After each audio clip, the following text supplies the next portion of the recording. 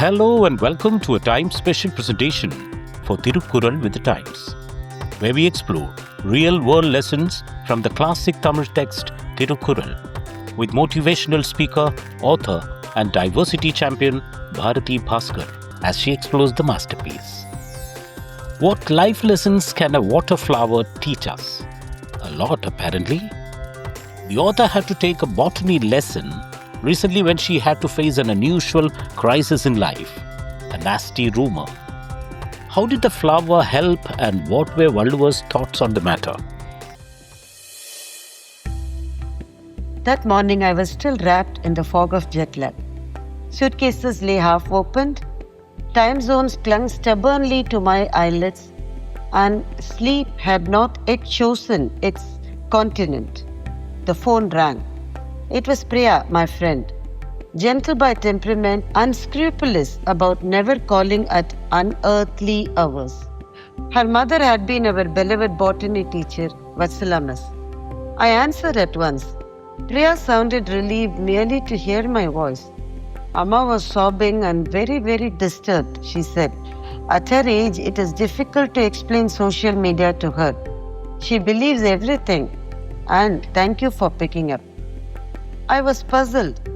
Perhaps my teacher was disturbed because there was some news about the place I had visited abroad, maybe about a snowstorm. But before I could ask more, the calls began. 4 or 5 calls came in quick succession. Polite voices, careful tones. Are you all right? We heard something. We were worried. Then Mallika Akka called from our ancestral village. She heard me speak and then burst out, Muruga, I will take Pal Kavadi for you. Relief flooded her voice. Then anger rose.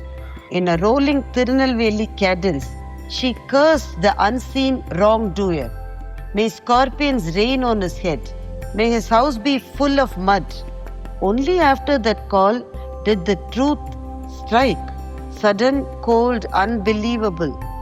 A malicious YouTuber had released a video announcing my sudden demise. In a voice that was drenched in pathos, he went about my various achievements and then went on to show photographs of some VIPs visiting my house. It landed like a thunderbolt. Somewhere for the sake of YouTube video views, a stranger had fashioned a narrative in bad taste. That was why Vatsala Miss had wept. The rest of the day dissolved into reassurances, answering calls, calming my relatives, explaining repeatedly that I was all right, lodging a cybercrime complaint et al. Human decency, one felt, had been handled without gloves. Suddenly I was in the same boat as legendary Mark Twain. In 1897, a newspaper prematurely reported his death and even carried a moving account of his life. Mark Twain responded with his immortal wit. Reports of my death are greatly exaggerated. By evening, I called Vatsala Miss again, this time understanding her distress of the previous day. She spoke softly as though the world had grown harsher than she remembered. It must have been a very tough life for you there, she said. I don't know how you all manage. I smiled. Miss, it's all what you taught us. She thought I was offering courtesy, but I meant it literally. Not only me, I said. Every water flower does this, ma'am. The flower must keep itself above the water level, or it will perish. But the depth of the pond is never in the control of the flowering plant. It may rise or it may fall. So the plant adjusts the botanical truth that the length of the flower stalk, peduncle, or leaf stalk, petiole, adjusts to the depth of the water. It's a classic example of plasticity in plant morphology. The lesson she had once explained returned now as life's algorithm. A lotus rooted in mud does not argue with the pond. It grows with just enough zeal to remain in light. Vatsala Miss felt silent for a moment, then laughed in recognition.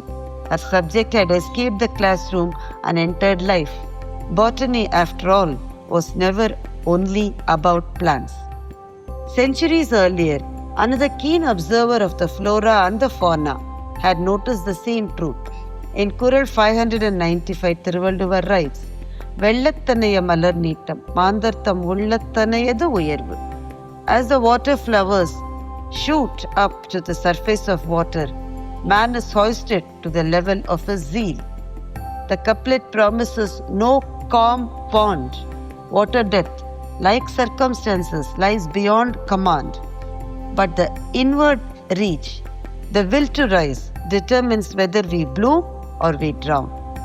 That day's false rumor was not mine to choose, yet something else was, the decision to stay above the waterline of fear, to return by evening to equilibrium. Zeal is that inward elongation, the silent struggle underwater, not known or seen outside.